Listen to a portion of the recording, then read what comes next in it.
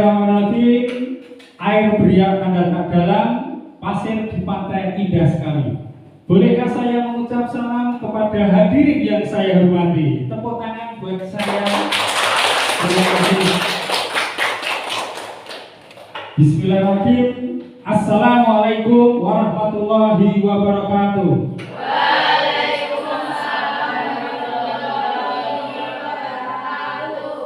Alhamdulillah rabbil alamin, wassalatu wassalamu ala asrofil anbiya'i wa mursalin wa ala alihi wa sahbihi ajma'in, amma ba'd. Yang saya hormati Bapak Kepala Sekolah SD Negeri Danggolo, yang saya hormati Bapak Ibu guru serta karyawan SD Negeri Danggolo, serta mahasiswa Universitas Duta Bangsa dari Surakarta yang saya banggakan. Di sini saya Sudarto beserta teman kami ada Ibu Ana Nurwanti SPD. Pada kesempatan ini akan menyampaikan diseminasi tugas dari calon guru penggerak angkatan 10 Kabupaten Wonogiri, yaitu tentang penyebaran pemahaman dan penerapan budaya positif. Sebelum saya menyampaikan, kita ice breaking dulu biar rileks. Coba semuanya mohon berdiri semuanya. Oke, kita ice breaking bersama-sama biar rileks, tetapi kita konsentrasi, melatih konsentrasi panjenengan semuanya. Ikuti instruksi saya, konsentrasi kuncinya ya. Coba semuanya tangannya di atas semua, tangan di atas, melambaikan tangan. Oke, kita putar-putar kedua tangannya, tangan diputar, putar, stop. Lagi, putar, stop. Stop, putar. Bagus sekali. Oke, terima kasih. Tepuk tangan. Oke. Terima kasih pada kesempatan ini. Silakan duduk kembali. Saya akan menyampaikan tentang diseminasi budaya positif. Dari budaya positif adalah selama seseorang merasakan tekanan-tekanan dari lingkungan, maka proses pembelajaran sulit terjadi. Dan salah satu tanggung jawab kita sebagai pendidik, sebagai guru, sebagai mahasiswa yang nanti memprakarsai pendidikan lebih jauh lagi, yang pertama adalah menghilangkan atau mencabut gangguan-gangguan yang menghalangi proses pembelajaran peserta didik. Untuk itu, kita harus menciptakan lingkungan belajar yang positif. Perlu dilakukan agar terbentuk budaya positif. Budaya positif bisa terwujud melalui lingkungan yang aman, lingkungan yang nyaman, sehingga murid mempunyai kesempatan dan kebebasan untuk berproses belajar, membuat kesalahan dan belajar, sehingga mampu menerapkan dan menyerap suatu pembelajaran yang kita sampaikan. Tujuan dari mewujudkan budaya positif diantaranya yang pertama adalah membentuk keyakinan kelas. Nanti kita akan mempelajari tentang keyakinan kelas. Kenapa tidak tata tertib kelas, tapi kenapa kok keyakinan kelas? Nanti kita akan kupas bersama-sama. Yang kedua, menumbuhkan motivasi intrinsik melalui penerapan disiplin positif. Selanjutnya adalah menumbuhkan nilai-nilai kebajikan. Kemudian mengambil posisi kontrol sebagai manajer dan melaksanakan segitiga restitusi dalam menyelesaikan masalah. Di sini mohon maaf, saya bukan berarti menggurui panjenengan semua, tidak. Kita sharing berbagi ilmu agar tujuannya adalah mencerdaskan kehidupan bangsa. Tolong dari budaya positif diantaranya yang pertama, terbentuknya keyakinan kelas. Yang kedua adalah tumbuhnya motivasi intrinsik pada diri peserta didik atau murid. Yang ketiga, tumbuhnya nilai-nilai kebajikan pada diri murid. Selanjutnya adalah guru mampu menerapkan posisi manajer dan menggunakan segitiga restitusi dalam memecahkan masalah yang dihadapi di sekolah. Selanjutnya adalah murid atau peserta didik mampu menemukan solusi dari masalah yang dihadapi. Dan yang terakhir adalah murid memiliki karakter yang kuat, terutama karakter profil pelajar Pancasila. Masih ingat lagu profil pelajar Pancasila? Kita bareng-bareng ya? Sambil tepuk tangan. 1, 2, 3. Belajar Pancasila, beriman dan bertakwa pada Tuhan Yang Esa, dan berakhlak mulia, berkebinekaan global, gotong royong mandiri, kreatif dan bernalar kritis. Terima kasih. Di antaranya adalah terwujudnya profil pelajar Pancasila. Sedikit ada pertanyaan pemantai bagi panjenengan semua. Apa yang terbesit di benak Bapak Ibu mahasiswa ketika mendengar kata budaya positif? Ilustrasi yang pertama, pemberian hukuman dengan hal positif seperti membaca atau membersihkan halaman sekolah dapat meningkatkan disiplin anak. Setuju atau tidak setuju menurut kalian? Mungkin ada yang mau berpendapat? Oke, Bu Norwati apa? Kalau saya, terima kasih atas waktu yang diberikan kepada saya. Pemberian hukuman dengan hal positif seperti membaca atau membersihkan halaman itu dapat meningkatkan disiplin positif pada anak itu. Kalau saya setuju, karena ini adalah hukuman yang sifatnya positif atau mendidik atau membiasakan. Begitu Pak. Tepuk tangan buat Tuhan. Ada yang lain dari kakak mahasiswa setuju atau tidak setuju dengan yang dinyatakan nomor 1? Setuju atau tidak setuju, apa alasannya? Ada yang mau komentar? Silakan. Sudah?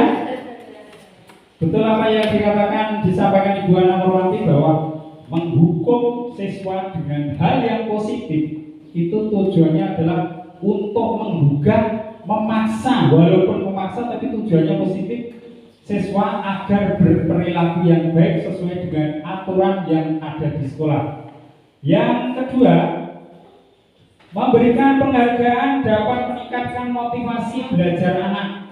Setuju atau tidak setuju menurut panjenengan semua? Setuju.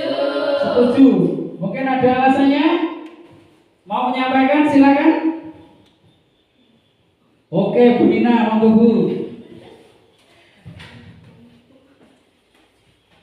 Menurut saya pemberian penghargaan boleh atau setuju menurut saya diberikan kepada anak, karena dengan pemberian penghargaan memang anak dapat termotivasi untuk meningkatkan belajarnya menurut saya. Tepuk tangan buat semuanya. Terima kasih. Itu tadi ilustrasi tentang setuju tidak setuju dalam memberikan hukuman maupun penghargaan terhadap peserta didik. Terima kasih. Pada dasarnya konsep inti budaya positif terdiri dari 7 poin. Yang pertama adalah perubahan paradigma belajar. Selanjutnya yang kedua adalah disiplin positif dan nilai-nilai kebajikan universal. Yang nomor 3 adalah kebutuhan dasar manusia. Selanjutnya nomor 4 adalah teori motivasi, hukum, dan penghargaan serta restitusi. Nomor 6 keyakinan kelas, dan yang nomor 7 adalah segitiga restitusi. Sesuai dengan Bapak Pendidikan Indonesia, Ki Hajar Dewantara menyampaikan bahwa pendidikan adalah menuntun segala kekuatan kodrat anak agar mereka dapat mencapai keselamatan dan kebahagiaan setinggi-tingginya, baik sebagai manusia maupun sebagai anggota masyarakat.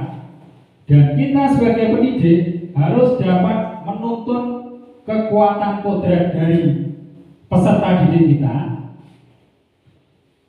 serta mengharapkan siswa atau peserta didik kita menjadi pribadi yang mandiri dan merdeka, serta dapat menentukan tujuan dan kebutuhan belajar yang relevan dengan konteks terhadap diri dan lingkungan.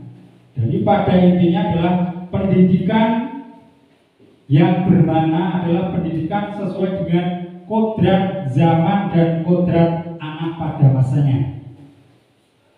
Yang kita pelajari yang pertama adalah pembelajaran dengan paradigma baru. Pembelajaran paradigma baru adalah pembelajaran merupakan rancangan berdasarkan prinsip belajar berdiferensiasi, artinya sesuai dengan bakat dan minat peserta didik kita,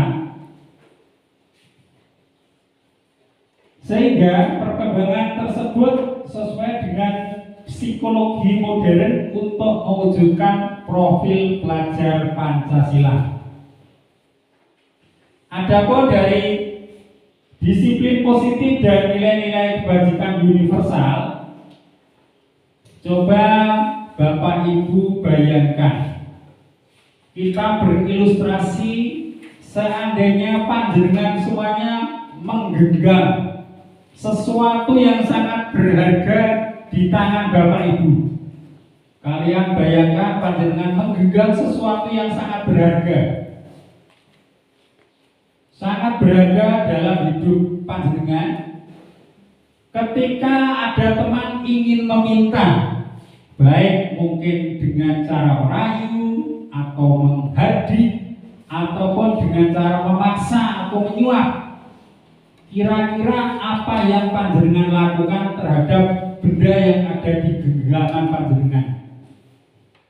Mungkin ada yang mau menyampaikan kira-kira apa yang panjenengan lakukan ketika genggaman yang sangat berharga di tangan panjenengan diminta oleh teman. Ada yang bisa menyampaikan ilustrasi tersebut? Maksudnya itu benda itu berharga itu dipertahankan atau dilepas dulu? Ya, jadi untuk mempertahankan tersebut, kira-kira menurut pandangan panjenengan benda yang sangat berharga itu akan diberikan atau tidak kepada teman yang meminta, baik secara memaksa maupun membujuk maupun dengan cara disuap. Ada yang mau berkomentar? Silakan.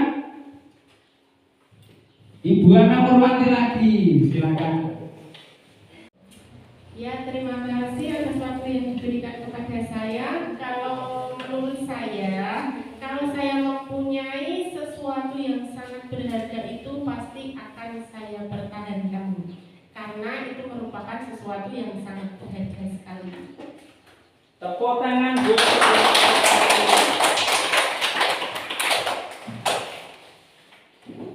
Jadi ilustrasi yang disampaikan Ibu Ana Purwanti tadi adalah perubahan paradigma teori kontrol. Yang pertama adalah ilusi guru mengontrol murid. Yang kedua, ilusi bahwa kritik dan membuat orang merasa bersalah dalam menguatkan karakter. Selanjutnya adalah ilusi bahwa semua penguatan positif efektif dan bermanfaat. Selanjutnya adalah ilusi bahwa orang dewasa memiliki hak untuk memaksa. Selanjutnya adalah perubahan paradigma stimulus respon.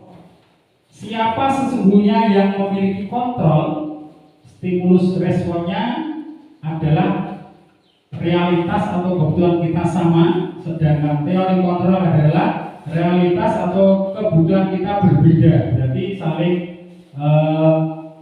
bertukar atau bertentangan. Kemudian stimulus respon yang kedua adalah semua orang memiliki hak yang sama, tetapi di teori kontrol setiap orang memiliki gambaran berbeda, jadi saling bertentangan. Selanjutnya adalah kita mencoba mengubah agar orang berpendapat sama dengan kita, tetapi di teori kontrol kita berusaha memahami pandangan orang tentang dunia. Dari hal tersebut, menurut panjenengan apa makna dari disiplin? Mungkin ada yang tahu? Ada yang berpendapat apa itu disiplin itu? Apa kakak? Menurut saya disiplin itu adalah menaati dan sesuai dengan peraturan gitu kan. Ya, terima kasih. Tepuk tangan. Menaati sesuai dengan peraturan. Ada yang lain? Apa kok itu disiplin? Coba perhatikan. Jadi disiplin itu berasal dari bahasa Latin disiplina yang artinya adalah belajar. Kata disiplin juga berasal dari akar kata yang sama dengan disiplin, artinya murid atau pengikut. Kata disiplin ini juga berkonotasi dengan disiplin diri dari murid. Yang kedua selanjutnya adalah disiplin diri dapat membuat seseorang menggali potensinya menuju kepada suatu tujuan, sesuatu yang dihargai dan bermakna. Ada pendapat lagi, seseorang yang memiliki disiplin diri berarti mereka bisa bertanggung jawab terhadap apa yang dilakukannya karena mereka berdasarkan tindakan mereka pada nilai-nilai kebajikan universal. Selanjutnya untuk kebajikan universal akan disampaikan kepada Ibu Ana Morwati. Baik, Bapak Ibu semua dan kakak-kakak masih semangat? Masih. Saya beri sedikit ya, biar semangat ya. Ikuti kata-kata saya. Apa kak? Ikuti kata-kata saya. Bola-bola, balon-balon, balon. Ingat ya? Apa? Bola-bola, balon-balon, balon. Oke. Berapa bola? 2. Berapa balon? 3. Berapa bola kak? 2. Berapa balon kak? 3. Sekarang perhatikan lagi. Ikuti kata-kata saya. Ikuti kata-kata saya. Ingat ya? Ya. Bola-bola, balon-balon. Bola-bola, balon-balon. Berapa bola kakak?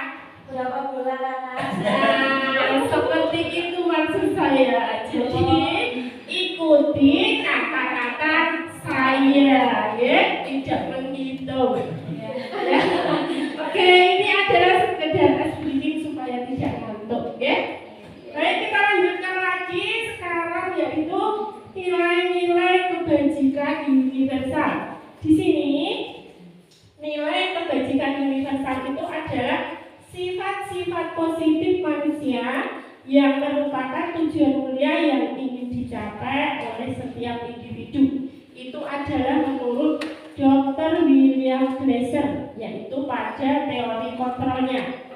Dia menyatakan bahwa setiap perbuatan atau perbuatan itu memiliki suatu tujuan.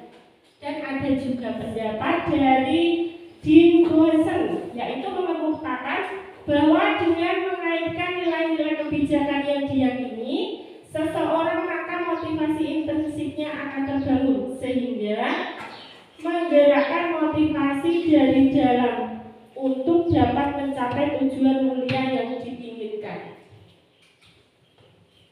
Di sini yaitu nilai-nilai kebijakan universal yang dicapai oleh setiap anak itu sesuai dengan profil pelajar Pancasila yang tadi sudah disebutkan. Ada apakah? Jadi beriman dan bertakwa kepada Tuhan Yang Maha Esa dan berakhlak mulia. Oke, terima kasih. Selanjutnya mandiri. Ya, kakak selanjutnya Bernalar tulus. ya. Yang keempat berkebinekaan global. oke. Yang kelima, Gotong royong. yang keenam, Kreatif. iya. Jadi profil pelajar Pancasila itu ada enam komponen: beriman dan bertakwa, mandiri, bernalar kritis, berkebinekaan global, bergotong royong, dan kreatif. Itu adalah profil pelajar Pancasila. Selanjutnya, teori motivasi, hukuman, dan penghargaan serta restitusi. Jadi kita belajar satu-satu. Yaitu teori motivasi perilaku manusia, yaitu motivasi eksternal, itu meliputi untuk menghindari ketidaknyamanan atau hukuman.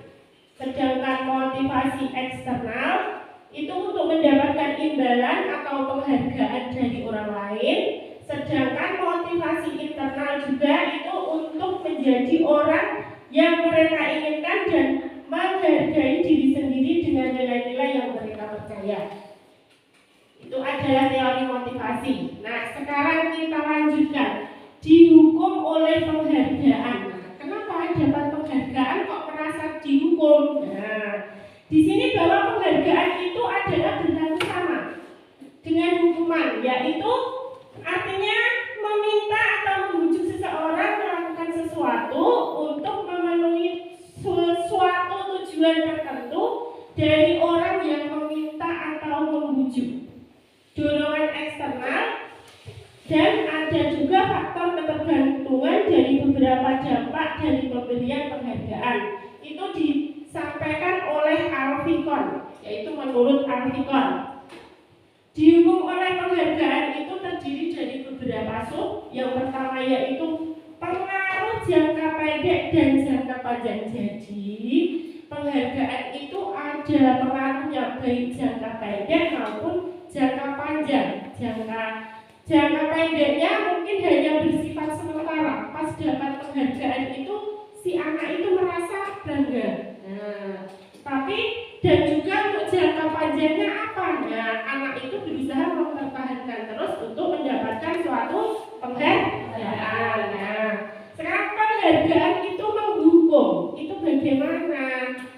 Seseorang kan berpikirnya itu mungkin sekarang bisa, besok sudah tidak bisa lagi. Ibaratnya kalau kehidupan itu dunia roda itu berputar. Nah, mungkin si anak itu sekarang dapat penghargaan karena nilainya bagus, tapi dia itu merasa terhukum.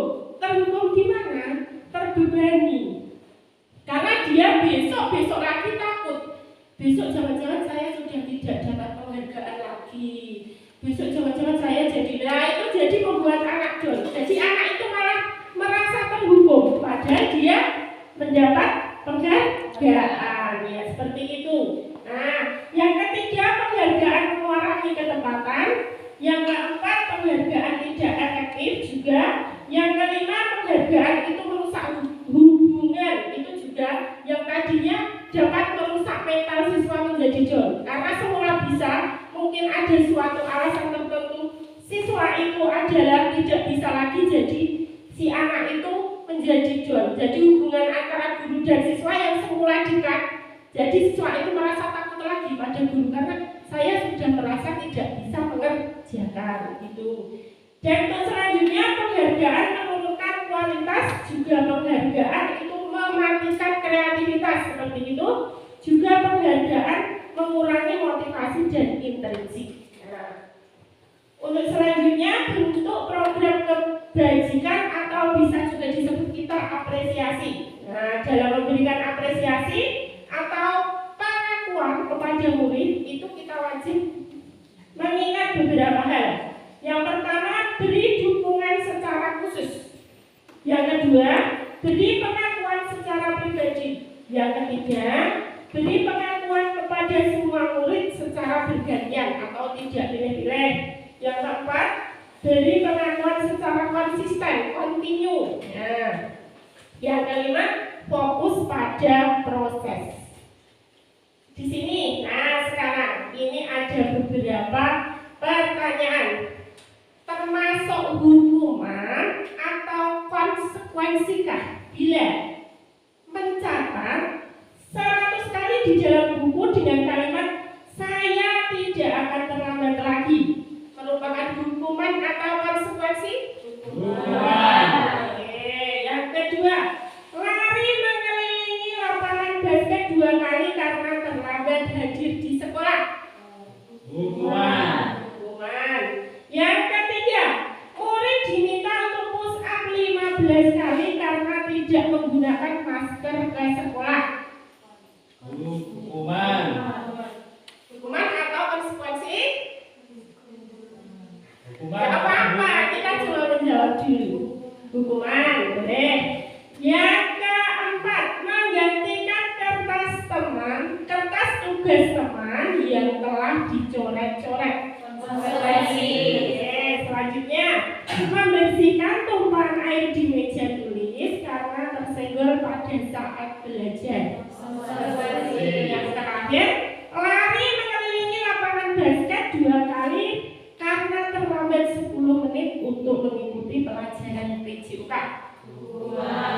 Konsekuensi. Hukuman atau konsekuensi?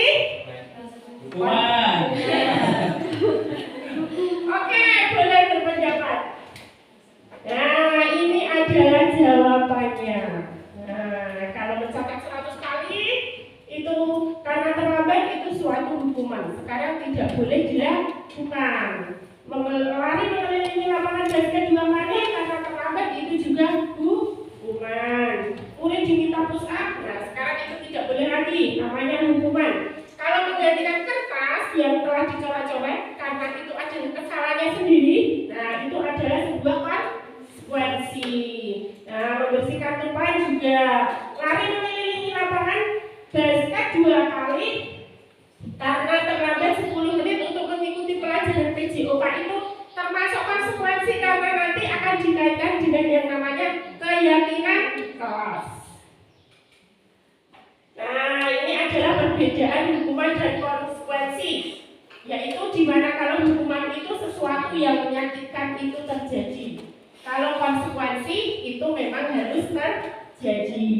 Yang kedua, anak membenci kedisiplinan atau paksaan, sedangkan konsekuensi anak menghargai disiplin, stimulus atau tanggapan. Yang ketiga, konsep diri yang buruk, konsep diri yang baik itu adalah untuk konsekuensi. Yang keempat, anak belajar untuk menyembunyikan kesalahan itu adalah hukuman, dan anak belajar untuk mematuhi peraturan itu konsekuensi. Kalau hukuman itu ada rasa marah, bersalah, dipermalukan, merasa tidak dihargai. Sedangkan untuk konsekuensi, kehilangan hak, dibuat tidak nyaman, atau dihasilkan tapi hanya untuk sementara waktu.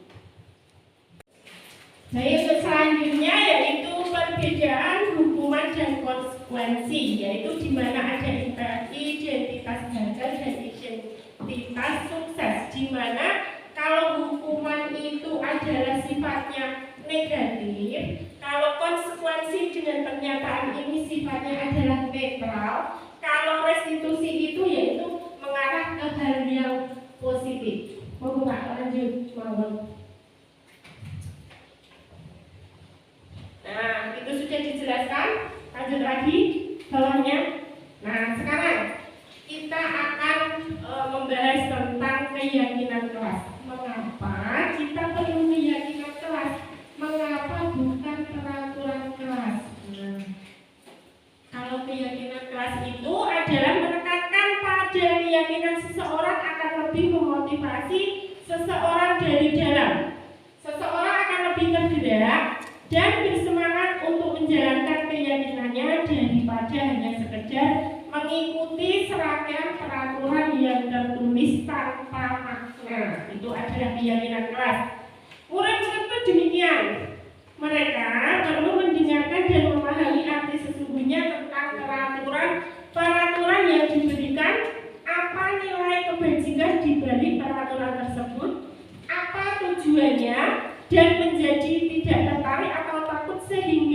hanya sekedar mengikuti serangkaian peraturan tersebut tanpa memahami tujuannya.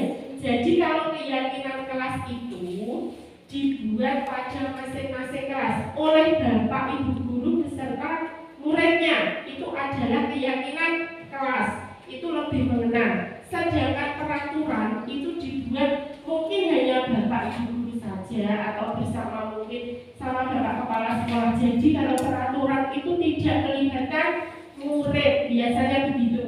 Sifatnya luas untuk satu sekolah. Sedangkan keyakinan kelas itu kesepakatan yang terjadi di dalam kelas itu. Nah, pembentukan keyakinan kelas itu adalah bersifat abstrak. Yang kedua, merupakan pertanyaan universal. Yang ketiga, dibuat dalam pernyataan positif. Nah, keyakinan kelas itu sedikit saja agar mudah diingat, sesuai dengan kondisi kelas dan sekolah dan mudah diterapkan. Semua warga kelas atau sekolah dilibatkan dalam membuat keyakinan kelas. Jadi gimana caranya? Bapak Ibu guru masuk, biasanya keyakinan kelas itu dibuat pada awal masuk pelajaran. Nah, Bapak Ibu guru memberi instruksi kepada anak didiknya, kita buat keyakinan kelas. Contohnya, misalnya datang tidak boleh terlambat, tulis. Yang kedua, misalnya kalau saat pelajaran harus tersenyum terus, boleh, karena itu kesepakatan. Disepakati tidak, mungkin. Pada saat pelajaran tidak boleh menangis, karena itu kelas 1, ya. Nah, kebetulan saya guru kelas 1. Nah, kalau sudah disepakati itu ditulis di dalam kertas. Nanti Bapak atau Ibu guru akan membimbing menempelkan. Nah, setelah terjadi itu nanti ditempelkan di kelas itu. Nah, itu yang akan selalu diingat oleh siswa tersebut. Jadi keyakinan kelas itu akan lebih mengena daripada peraturan sekolah karena dibuat sendiri oleh siswa tersebut, disepakati oleh siswa tersebut dan dijalankan oleh siswa tersebut. Nah, itu adalah keyakinan kelas. Sekarang kita masuk ke kebutuhan dasar manusia akan dilanjutkan oleh Bapak Sudasro. Betul, Pak? Kalau kau suka hati tepuk tangan. Kalau kau suka hati tepuk tangan. Kalau kau suka hati mari kita jalankan. Kalau kau suka hati bilang hore. Hore. Terima kasih. Oke. Kita akan lanjut, materi berikutnya adalah kebutuhan dasar manusia. Apa itu kebutuhan dasar manusia? Pasti semua manusia mempunyai kebutuhan dasar. Pada dasarnya, kebutuhan manusia adalah segala sesuatu yang kita lakukan untuk mendapatkan apa yang kita inginkan. Seluruh tindakan yang kita lakukan memiliki tujuan tertentu dan semua usaha terbaik yang kita lakukan adalah dalam rangka agar kebutuhan dasar kita terpenuhi dengan baik. Adapun kebutuhan dasar manusia yang pertama adalah bertahan hidup. Jadi kebutuhan dasar manusia bertahan hidup itu seperti makan, minum, tidur, itu diantaranya. Selanjutnya adalah kebutuhan mendapatkan kasih sayang dan rasa diterima. Jadi kita perlu kasih sayang dari orang lain, orang tua kita ataupun kekasih kita. Kemudian adalah kebutuhan kebebasan, bebas, merdeka, karena saat ini adalah merdeka belajar, kurikulumnya berbeda, jadi memerdekakan siswa untuk belajar. Kemudian kebutuhan kesenangan dan kebutuhan penguasaan. Secara garis besar, kebutuhan manusia itu tadi disampaikan seperti bertahan hidup adalah makan, pakaian, tempat tinggal, atau boleh dikatakan sebagai kebutuhan pokok manusia. Yang selanjutnya adalah kebutuhan kasih sayang dan rasa diterima. Contohnya dilindungi, dipedulikan, kerjasama dengan teman, bersahabat dengan teman. Selanjutnya adalah kebutuhan penguasaan seperti harga diri, keinginan untuk dianggap memimpin, berprestasi, bernyanyi ataupun bercanda ria dengan teman juga. Kemudian ada kebutuhan kebebasan seperti kemandirian, otonomi, memiliki pilihan dan mampu mengendalikan arah hidup seseorang. Dan yang terakhir adalah kebutuhan kesenangan. Kebutuhan kesenangan contohnya bermain, tertawa, bergembira bersama, shopping atau belanja. Jadi itu tadi kebutuhan dasar manusia yang wajib kita penuhi. Untuk mencapai kebutuhan tersebut kita pasti akan berusaha, bekerja, berikhtiar, dan saling membangun silaturahmi dengan orang lain, karena pada dasarnya manusia adalah makhluk sosial, makhluk yang membutuhkan bantuan orang lain. Kita tidak bisa hidup sendiri tanpa orang lain. Contohnya pengen nyambel bawang saja, kita pasti membutuhkan apa saja? Cabai. Di rumah sudah ada. Apa lagi? Bawang putih. Apa lagi? Garam kita tidak bisa buat, harus membeli dari pasar. Jadi ternyata pengen makan sambal bawang saja membutuhkan orang lain. Itu makanya kita disebut sebagai makhluk sosial. Materi selanjutnya adalah kita akan mempelajari tentang restitusi 5 posisi kontrol. 5 posisi kontrol itu diantaranya adalah sebagai, yang pertama adalah sebagai penghukum.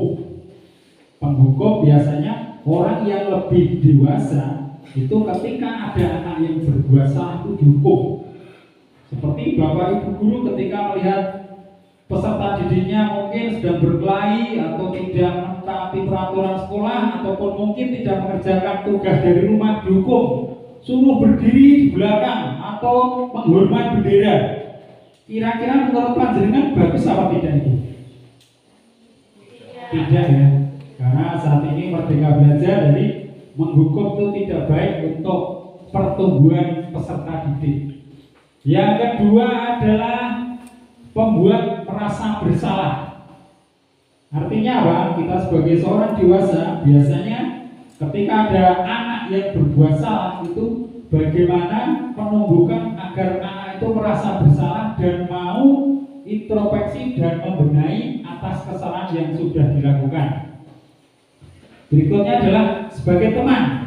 Ternyata kita harus sebagai seorang yang lebih dewasa, apalagi seorang guru, itu ketika anak berbuat salah itu dirangkul, dijadikan teman. Kira-kira dari anak tersebut berbuat kesalahan itu karena atas dasar apa?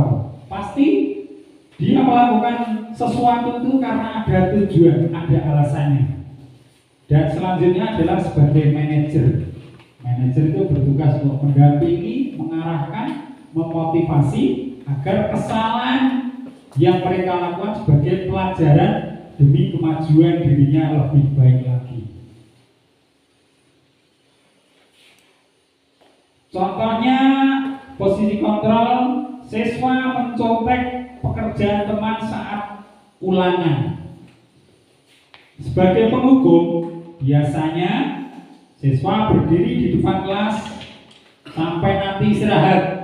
Itu sebagai penghukum. Yang kedua adalah membuat rasa bersalah. Berapa kali Bapak Guru mengingatkan kamu agar belajar sungguh-sungguh? Apa tidak kasihan sama Bapak Guru sudah belajar capek-capek tapi kamu tidak mengerjakan? Itu contoh pembuat merasa bersalah. Jadi apa yang kita sampaikan akhirnya anak akan merasa bersalah dan mau berbuat baik. Kemudian contoh sebagai teman, ayolah tolong belajar dengan rajin biar kamu tidak perlu mencontek lagi. Jadi merangkul anak agar mau melaksanakan sesuai dengan aturan yang berlaku. Kemudian sebagai pemantau, kamu tahu kamu melanggar aturan kelas, itu contohnya, kamu tentu tahu konsekuensinya ketika melanggar peraturan kelas. Kemudian adalah setelah istirahat kamu mengerjakan soal lagi ya, itu contoh dari pemantau. Dan sebagai manajer, yang pertama adalah apakah kamu tahu kesalahanmu? Jadi dengan pertanyaan tersebut anak tergugah, oh iya saya bersalah, lain kali tidak akan berbuat seperti itu lagi. Kemudian ada lagi, kira-kira kamu tahu bagaimana cara mengatasi masalahmu. Jadi anak dipancing agar berintrospeksi diri dan tidak mengulangi kesalahan. Karena guru yang terbaik adalah pengalaman yang kita lalui dalam kehidupan sehari-hari. Selanjutnya adalah restitusi 5 posisi kontrol yang termasuk penghukum seperti menghadik, menunjuk-nunjuk, menyakiti, menyindir, itu termasuk penghukum. Ada lagi, kalau kamu tidak melakukan, awas. Jadi seperti mengancam. Selanjutnya untuk yang membuat orang merasa bersalah, sebagai contoh, berceramah dan mengatakan seharusnya atau bapak kecewa itu agar anak merasa bersalah. Kemudian berperan sebagai teman adalah membuat alasan-alasan untuk murid. Ayolah lakukan demi Pak Guru. Masa kamu tidak bisa seperti itu? Ayo saya bantu. Jadi kita beranggapan bahwa anak tersebut sebagai teman kita agar anak mau membenahi dari kesalahan tersebut. Kemudian sebagai pemantau itu menghitung atau mengukur apa peraturannya, seperti itu. Ya, kemudian adalah identitas berhasil sukses, yaitu menghargai diri sendiri seperti sebagai manajer, yaitu mengajukan pertanyaan-pertanyaan apa yang kita yakini, bagaimana cara menyelesaikan masalah ini. Itu adalah sebagai manajer kita menumbuhkan motivasi anak untuk membenahi perilaku yang kurang baik tadi. Selanjutnya kita akan mempelajari tentang segitiga restitusi. Segitiga restitusi itu ada 3 poin. Yang pertama adalah menstabilkan identitas. Yang kedua adalah validasi tindakan yang salah. Dan yang ketiga adalah menanyakan keyakinan. Menstabilkan identitas, seperti setiap orang pasti pernah melakukan kesalahan. Kamu bukan satu-satunya yang pernah melakukan kesalahan seperti ini. Jadi itu sebagai menstabilkan identitas. Kemudian validasi tindakan yang salah, seperti kamu tentu punya alasan mengapa melakukan hal ini. Jadi mengorek keterangan dari anak. Selanjutnya yang termasuk menyatakan keyakinan adalah kamu ingin menjadi orang seperti apa toh? Itu adalah cara-cara kita dalam melaksanakan segitiga restitusi. Baik, saya lanjutkan ya.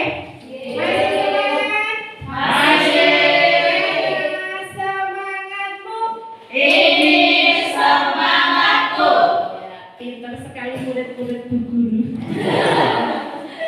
Baik, sekarang kita lanjutkan tentang segitiga restitusi, yaitu merupakan tahapan tindakan yang dilakukan guru untuk membawa siswa menaati kesepakatan kelas yang telah ditetapkan dan mengakui secara sadar dan terbuka ketika melakukan kesalahan, serta merasakan kenyamanan ketika sudah berperilaku jujur. Jadi segitiga restitusi itu adalah untuk memperbaiki siswa-siswa yang telah melakukan kesalahan. Ya.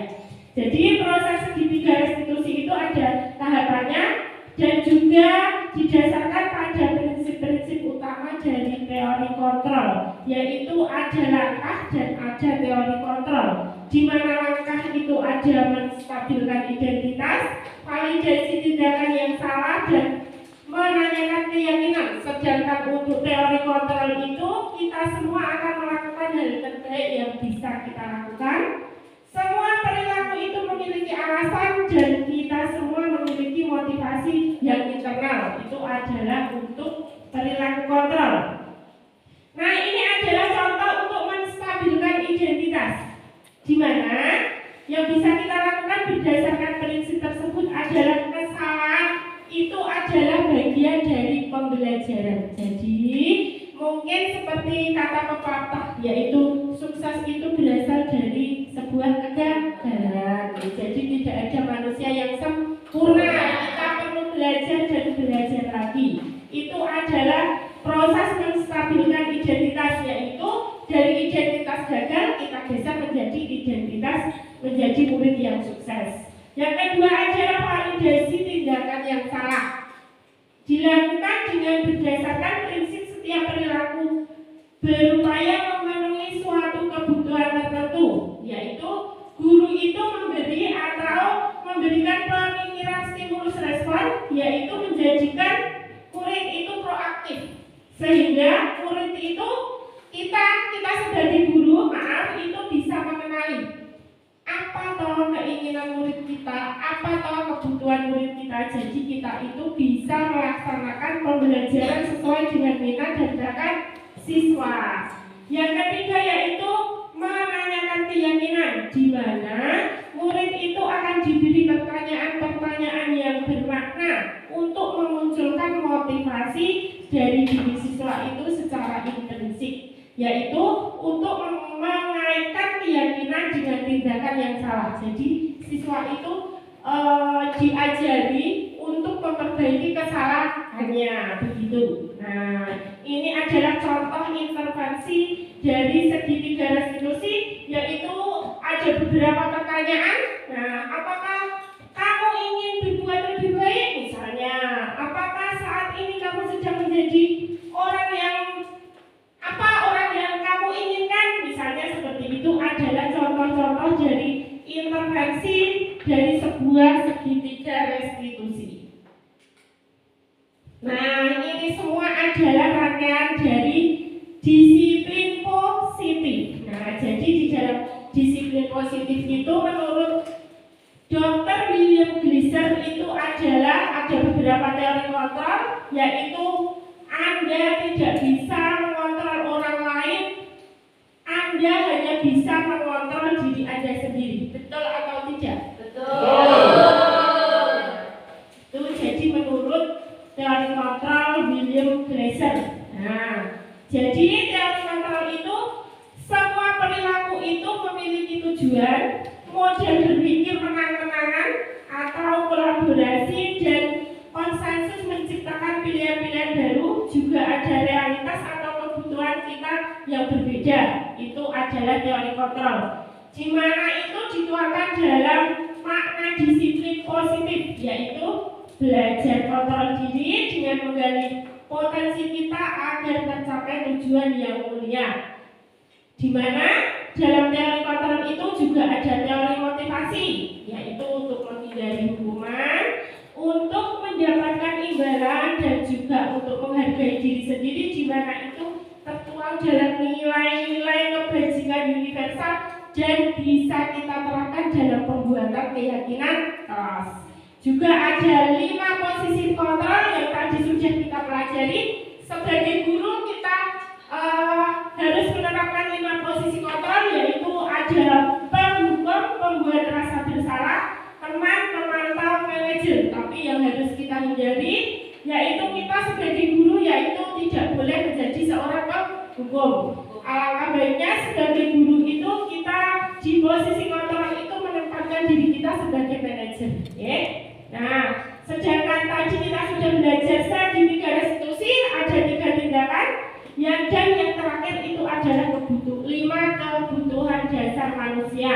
di mana ada bertahan hidup, penguasaan, kasih sayang, ketenangan, dan kebebasan. Jadi itu adalah materi tentang disiplin positif yang kami sampaikan berdua dengan Bapak Sujarto. Mungkin ada kritik, saran, atau pertanyaan dari Bapak Ibu Guru atau kakak-kakak semua? Tidak ada?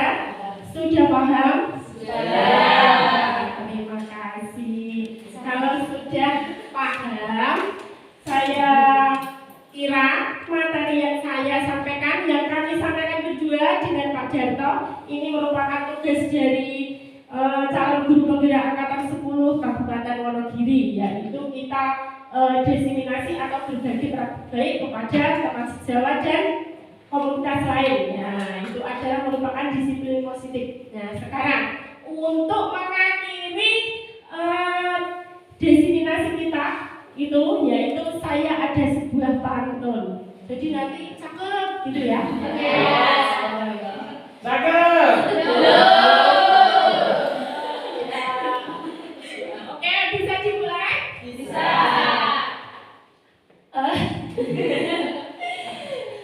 Tahu kupat tempe bacem. Terus gimana Pak? Saya lupa. Kata lepas. Kata lepat nyuwun pangapunten. Tadi sudah saya sebutkan. Burung irian cendrawasih. Cukup sekian dan terima kasih. Waktunya Bapak Ibu dan kakak-kakak semua. Wassalamualaikum warahmatullahi wabarakatuh.